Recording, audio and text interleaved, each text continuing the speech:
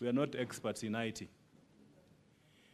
Throughout these proceedings, myself, it's been a learning experience, and up to now, I can say without contradicting myself that I know where the problem is, and I know then in terms of the decision on what went wrong, the vulnerabilities of the system, the missing gaps, the information which is required for purposes of making submissions before this Senate.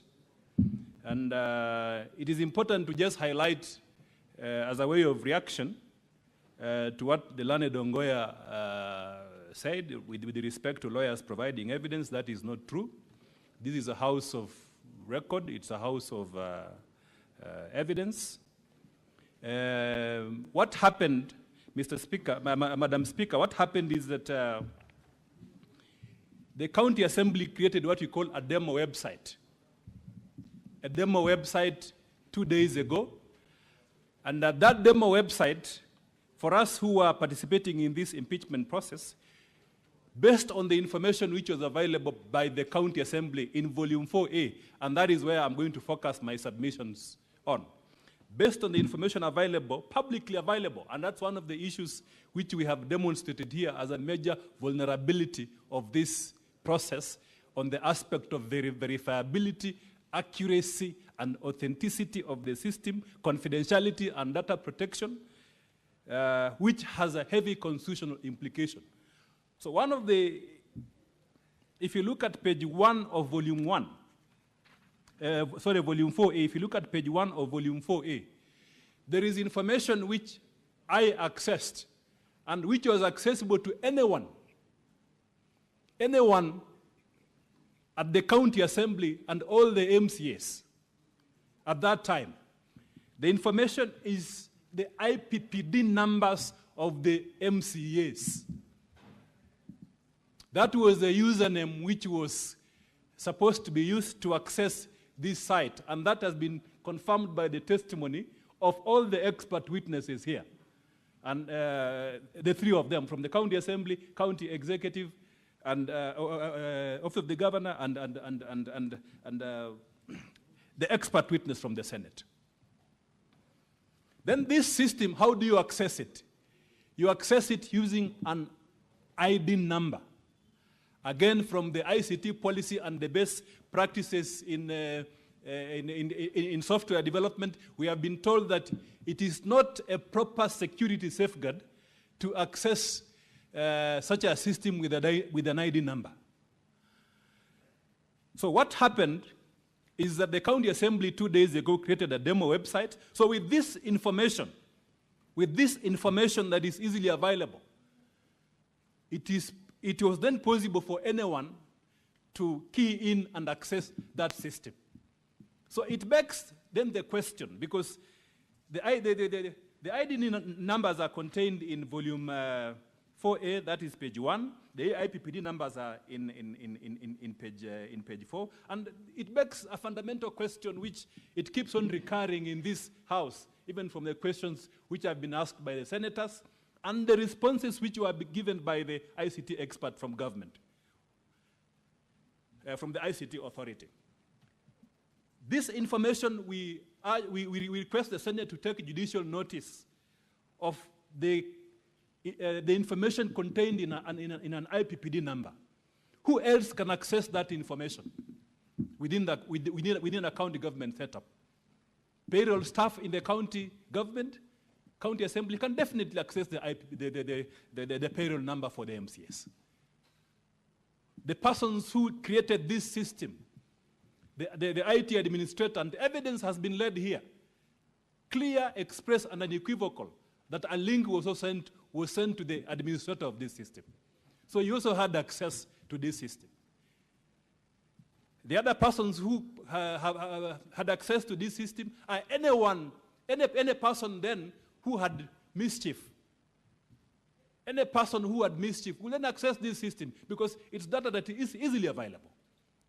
So that concern, we are saying, is an important aspect which you need to consider when making your decision on the question of threshold, which is a requirement of Section 30 3, paragraph 2 of the County Government Act. Because the meat of this matter, the substance of this matter, the question that is before the Senate for determination is whether 33 MCAs actually voted. Secondly, whether the 33 MCAs met the constitutional threshold. Thirdly, whether the 3 MCAs who claim that they were not, they did not vote, but someone voted for them, whether that evidence is credible, and if that is accepted by the Senate, then it affects the threshold. It affects the threshold. It means then there is no proper motion before the House, and on that basis, based on the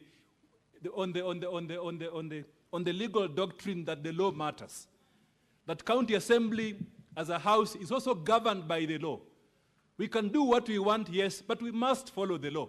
We are all servants of the law. It is the law that drives everything that we do, including proceedings that are conducted at the county assembly.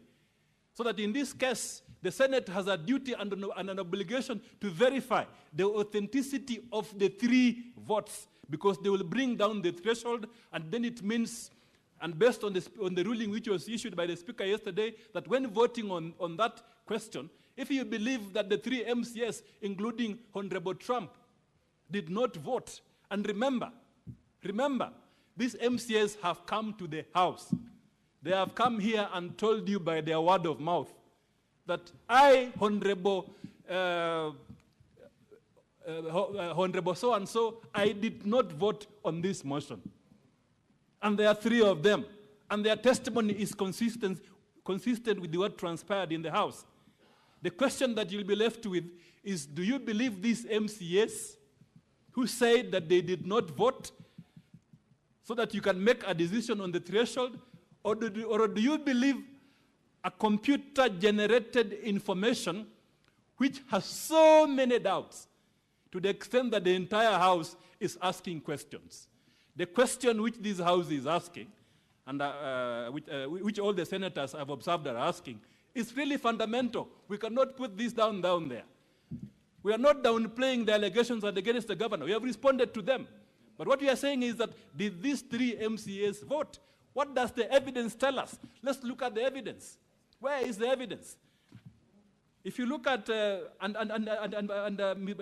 Speaker, the evidence is contained in volume 4A. Evidence has been led here by experts, all of them, that when you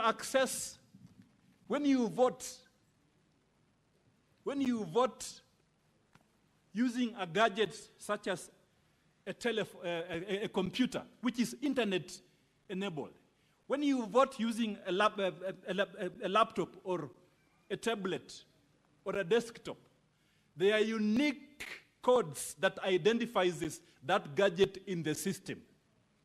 This code is known as the MAC address.